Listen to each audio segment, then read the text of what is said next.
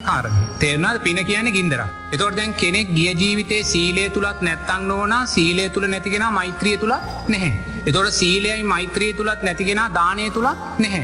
එහෙමනම් එයාට ඔය කියන ලස්සන රූපයක් මනුස්ස රූපයක් කියනවා කියන කාරණේ දුර්ලභ දෙයක්. තේරෙනවද? දුර්ලභ දෙයක්. ඒ නිසා මේ ජීවිතේ යමෙක් රූප සම්පන්නව කඩවසම්ම තව කෙනෙක්ගේ ප්‍රසාදය දිනා ගන්න ආකාරයට උප්පත්තියක් ලැබලා තියෙනවා නම් අනිවාර්යයෙන් මෙයා පෙර ජීවිතේ සීලය තුලත් ඉඳලා තිනවා මෛත්‍රිය තුලත් ඉඳලා තිනවා දානය තුලත් ඉඳලා තිනවා. එයා බෞද්ධයෙක් නම් සද්ධාව තුලත් ඉඳලා තිනවා. තේරෙනවද? දැන් බෞද්ධයෙකුට විතරක් නෙමෙයි ලස්සන වෙලා ඉපදෙන්න පුළුවන්. ක්‍රිස්තියානි මහත්තයෙකුට ක්‍රිස්තියානි ආගමට අදාළව ඒ ධර්මතාවයන් පුහුණු වෙලා මෛත්‍රිය වඩලා එයාටත් ලස්සන අන්‍යාගමික මිනිසෙක් වෙලා උපදින්න පුළුවන්. තේරෙනවද? ඒතකොට නිරේතුරුව මේ කාරණා තුලින් මේ මිනිසෙක් වෙලා ඉපදුනාට පස්සේ ලස්සන රූපයක් තියෙන කෙනා, කඩවසම් රූපයක් තියෙන කෙනා, උගත් කෙනා හැමදේකින්ම සමාජයේ ඉදිරියට යන කෙනා දකින්න ඕනේ මේ ජනප්‍රියභාවය මා තුළට සකස් වුණේ හේතුඵල ධර්මයක් නිසා කියලා. තේන මොකක්ද හේතුඵල ධර්මය? බෞද්ධයෙක් නම් සද්ධාව, සීලය, දානය, මෛත්‍රිය. මේ වර්තමාන සමාජයේ ජීවත් වෙන්නා වූ සෑම ජනප්‍රිය චරිතයක් කියන්නේ නෝනා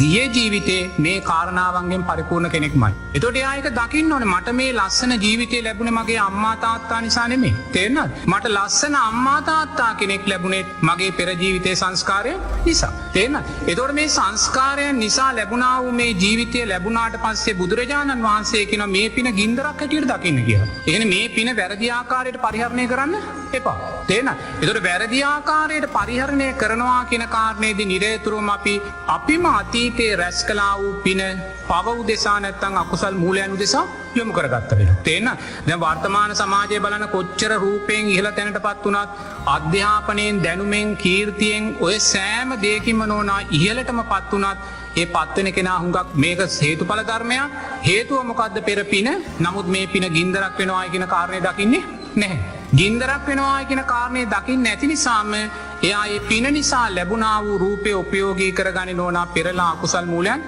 රැස් කරගන්නම. තේරෙනවද? ඒ නිසා නිරේතුරුවම අපි දක්ෂ වෙන්න ඕනේ අපි ජීවිතේ ලැබුවා වූ යම් ධනාත්මක දෙයක් තියෙනවා නම් ලස්සන වේවා, දැනුම වේවා, පෝසත්කම වේවා, කඩවසම්භාවය වේවා, තනතුරු වේවා, මේ සෑම දෙයක්ම අපිට රැස් කළා වූ සංස්කාරයක්. සංස්කාරයන්ට අදාළවයි අපිට මේ දේ ලැබිලා තියෙන්නේ. ඒ නිසා මේ ලැබුණා වූ දේ ප්‍රවේශමෙන් පරිහරණය කරන්න ඕනේ කියන කාරණේ දැනගන්න. ප්‍රවේශමෙන් පරිහරණය නොවන තාක්කල් නෝනා අපි නිරේතුරුව මේ පෙර පින නිසා නැවත පව් කරගනිමින් අකුසල් මූලයන් කරගනිමින් ජීවත් වෙනවා.